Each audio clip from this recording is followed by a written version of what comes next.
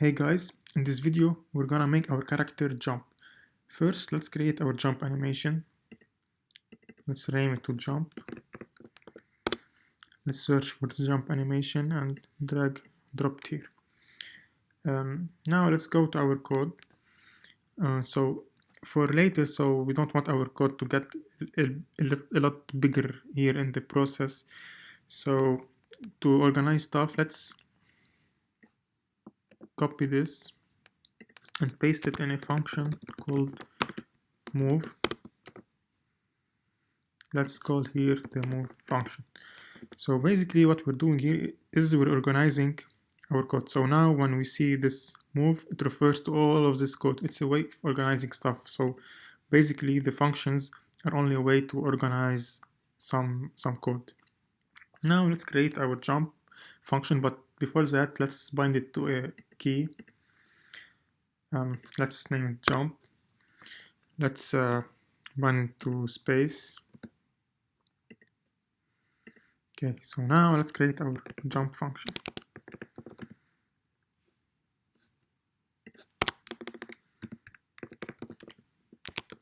Jump. So now we're gonna check if our player presses the space. Here I'm using just pressed, not pressed. Why? Because we don't want the player to keep jumping if he's holding the space button. We just want to jump once if he clicks on space. That's why we're using just pressed, not the pressed. Now to jump we need first to create a variable called jump force. We explained that if we want to move in the up direction on the y-axis, we need to go on the negative y, right? So we need to assign a negative value to our jump. Let's start with maybe 200. Okay, so now if we press space, let's add to the velocity on the y-axis the jump force. Plus or equal is exactly as saying jump equal velocity dot y plus jump. So instead of writing all of this, we can just write here plus or equal. Okay, so now let's call our jump function here in the move. That's our code. Okay, so if we click jump, the player jumps, but of course we're not handling gravity, so the player will still in the air. So let's handle the gravity. Let's write a function called handle gravity.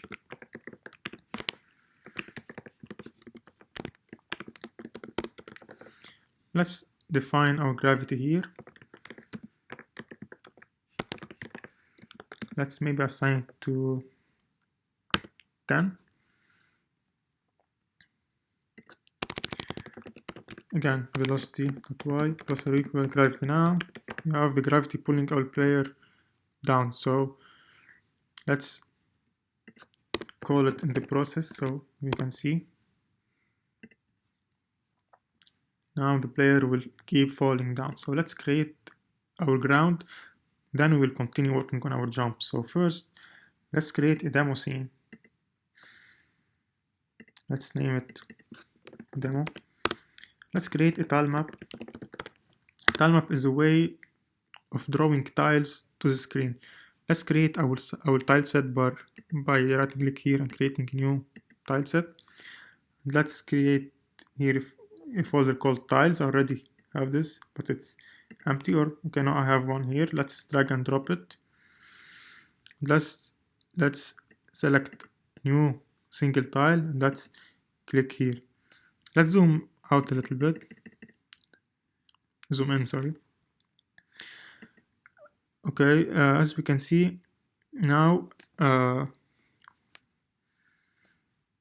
we click on snapping and we click here. It's small, so let's make the snap settings bigger. Let's write 64 by 64.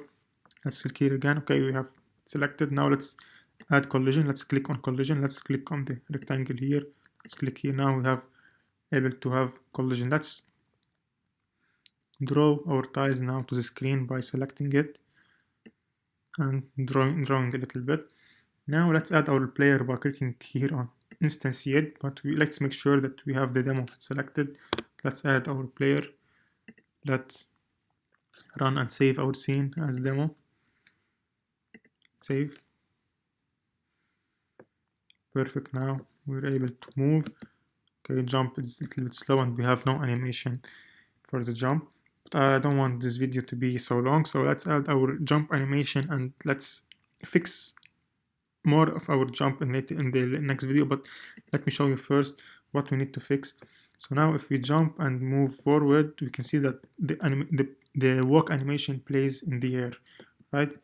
And we can jump multiple times if we click on the space, if we spam the space button. Let us fix this in the next video. So I hope that you enjoyed this video, guys. See you in the next video. Bye bye.